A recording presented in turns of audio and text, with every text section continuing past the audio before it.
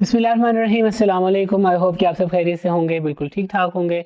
तो आज हम बात करने वाले हैं आयरन डेफिशिएंसी एनीमिया के बारे में। इसको उर्दू में खून की कमी कहा जाता है सिंपली।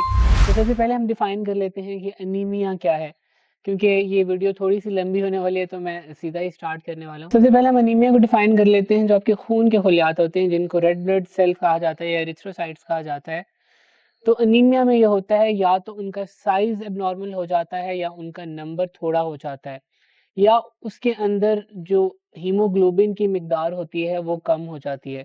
सो अनीमिया को हम कैसे डिफाइन करते हैं? डेफिशिएंसी इन साइज और नंबर ऑफ आरबीसीज और the amount of haemoglobin they contain. So आप लोग सोच रहे होंगे कि हीमोग्लोबिन क्या होता है। तो हीमोग्लोबिन एक आयरन कंटेनिंग प्रोटीन होता है, इसके अंदर आयरन मौजूद होता है, और ये ऑक्सीजन कैरी करता है आरबीसीज के अंदर। जो ऑक्सीजन कैरिंग कैपेसिटी होती है आरबीसीज की, वो हीमोग्लोबिन की वजह से होती है। ये तो हो गया एनीमिया।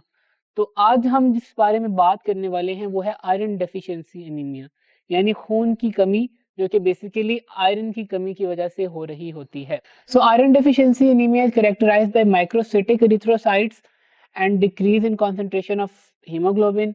इसके अंदर जरूरत से छोटे आरबीसीज प्रोड्यूस होते हैं, रेड ब्लड सेल प्रोड्यूस होते हैं, और हीमोग्लोबिन का लेवल भी डेफिनेटली फिर कम होता है। माइक्रोसिटिक जो एरिथ्रोसाइट्स होते हैं, इनकी प्रोडक्शन का जो रीजन होता है वो ये होता है कि एक एक्स्ट्रा डिवीजन हो जाती है। लाइक अगर कोई एक सेल है वो एक दफा और डिवाइड हो जाएगा तो वो और छोटा हो जाएगा, और उसके अंदर जो हीमोग्लोबिन की कॉन्सेंट्रेशन है वो भी कम हो जाएगी। तो हीमोग्लोबिन की कॉन्सेंट्रेशन कम होगी तो डेफिनेटली जो ऑक्सीजन कैरिंग कैपेसिटी है वो डिक्रीज हो जाती है, और ऑक्सीजन आपकी बॉडी में हर जगह जरूरत होती है। तो इसे सिम्टम इसीलिए बहुत ज्यादा वाइड होते हैं। और जब आयरन डेफिशिएंसी एनीमिया के सिम्टम जाहिर होते हैं तो काफी देर हो चुकी होती है आयरन डिप्रिवेशन की।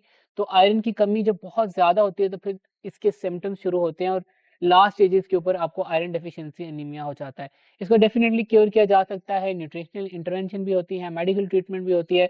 तो हम डिटेल में बात करेंगे कि इसकी कॉजेज क्या होती हैं, इसके सिम्टम्स क्या होते हैं, न्यूट्रिशनल इंटरवेंशन क्या होता है, डायग्नोसिस कैसे करवाया जा सकता है, मेडिकल ट्रीटमेंट क्या होता है, डाइट क्या लेनी होती है, तमाम हम आज बात करेंगे। तो सबसे पहले हम बात करते हैं कि आयरन डिफिशियंसी एनीमिया की कॉजेज क्या हैं। नंबर वन जो कॉज होती है वो होती है डाइट। अगर आपकी डाइट के अंदर आयरन मौजूद नहीं है तो आपको आयरन डेफिशिएंसी एनीमिया हो सकता है, या फिर कोई और रीजन हो सकती है जो कि सेकेंडरी हो सकती है, पुअर डाइट के हवाले से, उस वजह से भी आपको आयरन डेफिशिएंसी एनीमिया हो सकता है। इसके साथ साथ अगर एब्जॉर्प्शन सही तरह से नहीं हो पा रही, गैस्ट्राइटिस हो गया है, एक्लोरहाइड्रिया हो गया है, या डायरिया हो गया है, गैस्ट्रेक्टमी हुई हुई है, या फिर सीलियाक डिजीज के अंदर आयरन डेफिशिएंसी बहुत ज्यादा कॉमन है। इसी तरह अगर एक्सेसिव मेंस्ट्रुअल फ्लो है, या जो आपके पीरियड्स हैं वो बहुत ज्यादा हैवी आ रहे हैं खवातीन के केस के अंदर, तब भी आयरन का जो लॉस है वो बढ़ जाता है बॉडी के अंदर से। इसी तरह कुछ कंडीशंस के अंदर वैसे आयरन की कंजम्पशन ज्यादा हो जाती है, रिक्वायरमेंट ज्यादा हो जाती है। फॉर एग्जांपल प्रेगनेंसी, लैक्टेशन, या पीरियड ऑफ जो ग्रोथ होते हैं उसके अंदर जो आयरन की रिक्वायरमेंट होती है वो ज्यादा होती है। इसी तरह अगर ब्लड लॉस हो रहा है किसी भी किस्म का आपकी बॉडी में, फॉर एग्जांपल हेमरेज हो गया है, या फिर कोई एक्सीडेंट वगैरह हो गया है, ट्रॉमा हो गया है, या हेमोरॉइड वगैरह, बवासीर जिसे हम कहते हैं, इसोफेजियल वेरिसिस हो गया है, तो इस वजह से भी फिजिकल लॉस जो है ब्लड का वो हो रहा होता है, जिस वजह से आयरन डेफिशिएंसी एनीमिया हो जाता है। कुछ और डिजीजेज जिनकी वजह से आयरन डेफिशिएंसी हो सकती है, क्रॉहन डिजीज हो सकती है, अल्सरेटिव कोलाइटिस की वजह से हो सकता है, पैरासिटिक डिजीज के अंदर अक्सर हो जाता है। इसके साथ साथ अगर क्रॉनिक इन्फ्लेमेशन है आपकी बॉडी के अंदर, तब भी आयरन डेफिशिएंसी हो सकती है आपकी बॉडी के अंदर। सिम्टम्स की हम बात करेंगे कैसे हमें पता लग सकता है कि हमें आयरन डेफिशिएंसी है या नहीं है, तो सबसे पहले हम मसल फंक्शन की बात करते हैं। थकावट बहुत ज्यादा रहती है, ये एक बहुत बड़ा सिम्टम होता है, और इसके साथ साथ आपको एक्सरसाइज टॉलरेंस जो है, या एक्सरसाइज करने की सलाहियत है, वो डिक्रीज हो जाती है। आप एक्सरसाइज नहीं कर सकते और आप बहुत ज्यादा थके हुए महसूस करते हैं। इसके साथ साथ न्यूरोलॉजिकल इन्वॉल्वमेंट भी बहुत ज्यादा कॉमन है, जैसे कि हमने फटीग बताया, इसी तरह आपको एनोरेक्सिया हो सकता है, भूख नहीं लग रही होती, पाइका, आपको एबनॉर्मल चीजें खाने का दिल करता है, जिस तरह मट्टी हो गया, चूना हो गया, इस तरह की चीजें इन लोगों के अंदर बहुत ज्यादा कॉमन होता है, इस तरह की क्रेविंग्स हो रही होती हैं। पेगोफेजिया हो गया, ये बहुत ज्यादा कॉमन है। स्किन के अंदर सिम्टम्स आ सकते हैं, फॉर एग्जांपल पेलनेस हो सकती है, येलोइंग हो सकती है स्किन के अंदर, एबनॉर्मल स्किन कलर हो सकता है, लोअर लिड के अंदर का जो कलर है वो लाइट पिंक हो जाता है। नॉर्मली अगर आप चेक करेंगे ना अपना लोअर लिड अंदर से, लाइक देखेंगे, तो आपको रेड नजर आएगा, लेकिन इस कंडीशन के अंदर लाइट पिंकिश सा टोन आ रहा होता है।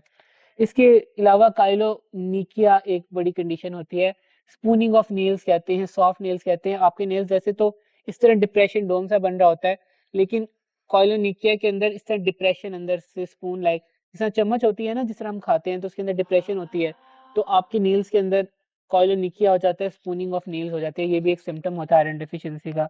जीआईटी के अंदर आपकी जो गैस्ट्रिक एसिडिटी है वो डिक्रीज कर जाती है। इसके साथ साथ आपके ब्रेन के अंदर इसकी इन्वॉल्वमेंट होती है, रेस्टलेस लेग सिंड्रोम हो जाता है, यानी आपको बहुत ज्यादा आपकी टांगें बहुत ज्यादा बेचैन रहती हैं। तो एक बड़ा कॉमन आपका जो ब्रेन इन्वॉल्वमेंट का एक नर्व्स के इन्वॉल्वमेंट का एक सिम्टम है। हार्ट की अगर हम बात करें तो हार्ट रेट तेज हो जाता है, टेकिकार्डिया आपको महसूस होता है। इसके साथ साथ आपकी टंग के ऊपर एक बड़ा कॉमन सिम्टम आता है, ग्लोसाइटिस जिसे हम कहते हैं। आपकी जो टंग है ये वैक्सी और स्मूथ हो जाती है, और बहुत एक्सट्रीम केसेस के अंदर एक वेरी वैक्सी अपीयरेंस हो जाती है, ग्लिस्टनिंग अपीयरेंस हो जाती है टंग की, जिसे हम ग्लोसाइटिस कहते हैं। सो ग्लोसाइटिस वेरी कॉमन है। टेकिकार्डिया हो गया, ब्रेन इन्वॉल्वमेंट हमने बात की, रेस्टलेस लेग सिंड्रोम हो गया, काइलोनिकिया हो गया, टायर्डनेस हो गई, आप फटीग हो गई, एक्सरसाइज इंटॉलरेंस हो गई। तो ये तमाम सिम्टम्स हैं आपकी आयरन डेफिशिएंसी एनीमिया के। सो असेसमेंट कैसे की जाती है? Serum ferritin is a single test जो कि डायग्नोज कर सकता है आपके जो आयरन डेफिशिएंसी एनीमिया को। इसी तरह सीरम आयरन लेवल भी आप चेक कर सकते हैं। फेरेटिन लेवल जैसे मैंने आपको बताया सिंगल टेस्ट होता है। इसी तरह हीमोग्लोबिन लेवल चेक किया जा सकता है, लेकिन ये उतना एक्यूरेट नहीं है, क्योंकि जो हीमोग्लोबिन का लेवल है बहुत आगे जाके ये डिक्रीज होता है। इसके साथ साथ आप जो और मजीद टेस्ट जो करवाए जाते हैं, इसी तरह सीरम ट्रांसफेरिन लेवल चेक करवाया जाता है। इसी तरह सीरम ट्रांसफेरिन और सॉल्युबल सीरम ट्रांसफेरिन रिसेप्टर्स होते हैं, इनको भी चेक किया जा सकता है, लेकिन यूजुअली सीरम फेरेटिन ही करवाया जाता है। अगर हम लैब डायग्नोस्टिक एक ओवरव्यू की बात करें तो आपकी जो ब्लड प्रोफाइल होती है इसके अंदर सीरम फेरेटिन लेवल भी कम होता है, इसी तरह सीरम आयरन लेवल भी कम होता है। जो आपकी टोटल आयरन बाइंडिंग कैपेसिटी होती है वो इंक्रीज कर जाती है, और ट्रांसफेरिन लेवल भी कम होता है। फेरेटिन आप सोच रहे होंगे क्या होती है? ये स्टोरेज फॉर्म होती है आयरन की। आयरन आपकी बॉडी के अंदर स्टोर भी होता है, तो उसकी अवेलेबिलिटी जो है वो चेक करने के लिए सीरम फेरेटिन लेवल करवाया जाता है। अगर हम मेडिकल ट्रीटमेंट की बात करें तो फेरस सल्फेट दिया जाता है एक मखसूस अमाउंट के अंदर 3 से 6 महीने के लिए, जब तक कि वो आपकी डेफिशिएंसी दूर नहीं हो जाती। कुछ लोगों को इस वजह से गैस्ट्रिक सिम्टम भी आते हैं, तो उनको दिन में 2 दफा दे दी जाती है। फेरस सल्फेट के अलावा फेरस ग्लूकोनेट भी एज अ मेडिकल थेरेपी दिया जा सकता है। विटामिन सी की सप्लीमेंटेशन इज वेरी गुड। ये थोड़ा सा मैं आपको एक्सप्लेन भी करता हूँ आगे। सबसे अच्छा जो एब्जॉर्प्शन होती है आयरन की वो एम्प्टी स्टमक होती है, लेकिन कुछ लोगों को गैस्ट्रिक सिम्टम्स आते हैं। फॉर एग्जांपल इरिटेशन हो सकती है, नोजिया हो सकता है, एपिगैस्ट्रिक डिस्कम्फर्ट हो सकता है। इस रीजन के अंदर एपिगैस्ट्रिक रीजन जो होता है यहाँ पर आपको डिस्कम्फर्ट मिल सकता है, हार्ट बर्न हो सकता है, डायरिया हो सकती है, कुछ दफा कॉन्स्टिपेशन भी होती है। तो इसीलिए एम्प्टी स्टमक कुछ लोग ये नहीं लेते।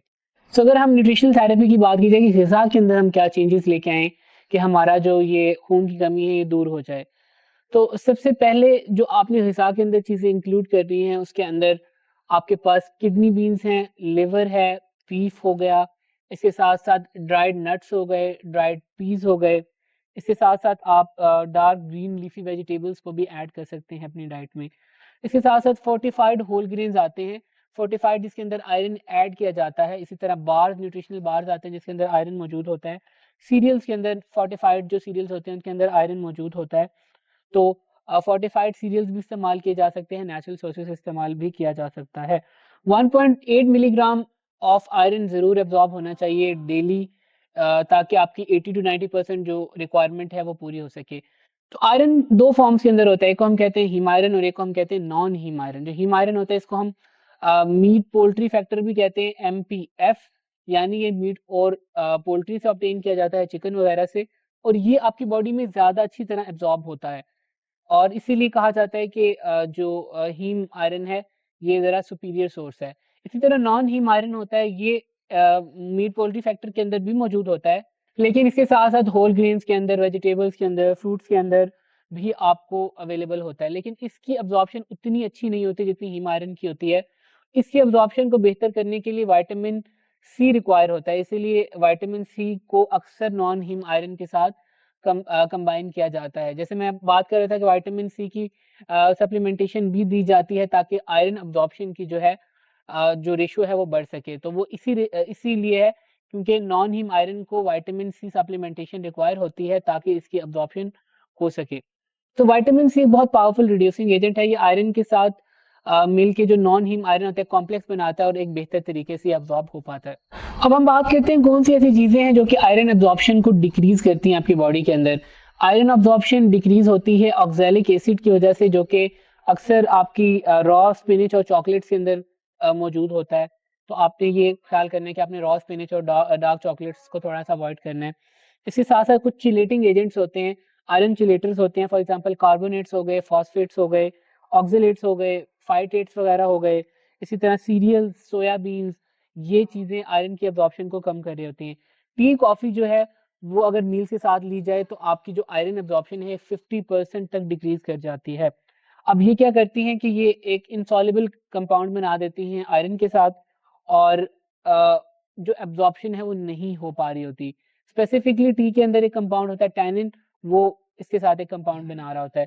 इसके साथ साथ कैल्शियम कार्बोनेट के जो सप्लीमेंट्स होते हैं ये आयरन की एब्जॉर्प्शन को लिमिट कर देते हैं, इसीलिए कैल्शियम और जो आयरन के सप्लीमेंट है इनको कंबाइन नहीं करना चाहिए।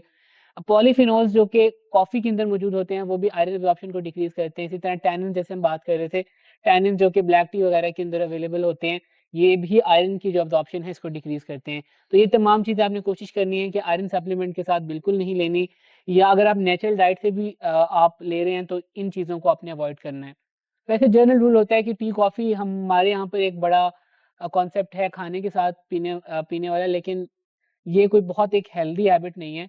कुछ देर बाद, घंटे 2 बाद आप ज़रूर ले सकते हैं, बट अवॉइड किया करें क्योंकि टी और कॉफ़ी के इटसेल्फ बहुत ज़्यादा ड्रग इंटरैक्शंस होते हैं। एक ओवरव्यू मैं आपको दे देता हूँ तमाम मैनेजमेंट का। आपने हीम आयरन और नॉन हीम आयरन को एक साथ ही इस्तेमाल करना है, क्योंकि non haem iron better absorb होता है हीम आयरन की प्रेजेंस में और विटामिन सी की प्रेजेंस में। तो विटामिन सी भी आपने ज़रूर इंक्लूड करना है।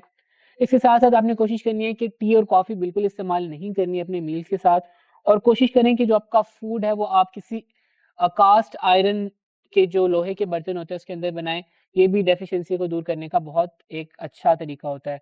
तो हमने बात की एनीमिया के बारे में, एनीमिया से हम स्टार्ट हुए थे, फिर हमने आयरन डेफिशिएंसी एनीमिया, उसकी कॉजेज़ हमने बताई, हमने डायग्नोसिस बताया, उसके सिम्पटम्स बताए, हमने मेडिकल ट्रीटमेंट पे थोड़ा-सा ओवरव्यू किया, फिर हमने न्यूट्रिशन इंटरवेंशन बताई, कौन से फूड ग्रुप्स आपको इंक्लूड करने चाहिए, कौन सी ऐसी चीज़ें हैं जो कि आयरन एब्जॉर्प्शन को इनहिबिट करती हैं, और फिर आपको मैंने अभी थोड़ी-सी मैनेजमेंट बताई कि कैसे आपने इसको मैनेज करना है। तो ये हमारा आज का सॉर्ट ऑफ लेक्चर कर लें, वीडियो कर लें आयरन डेफिशिएंसी एनीमिया पे।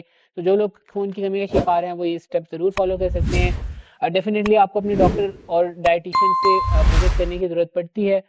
डॉक्टर को इसलिए आपने दिखाना है ताकि आपकी मेडिकेशन सही तरीके से हो जाए, क्योंकि आयरन डेफिशिएंसी एक ऐसी चीज़ है जो कि प्रॉपर सप्लीमेंटेशन से ठीक की जा सकती है, और अगर आप एक डाइट के साथ इसको प्रॉपरली कंबाइन कर लें तो बहुत अच्छा कॉम्बिनेशन रहेगा। तो इंशाल्लाह मुलाकात होगी किसी नई वीडियो में। अगर कोई सवाल हो तो आप ड्रॉप कर सकते हैं, इंस्टाग्राम पे फॉलो कर सकते हैं। अगर आपको किसी भी किस्म की हेल्प की ज़रूरत है सो आप हमें कॉन्टैक्ट भी कर सकते हैं। तो तब तक के लिए ख्याल रखिएगा। अल्लाह निगहबान।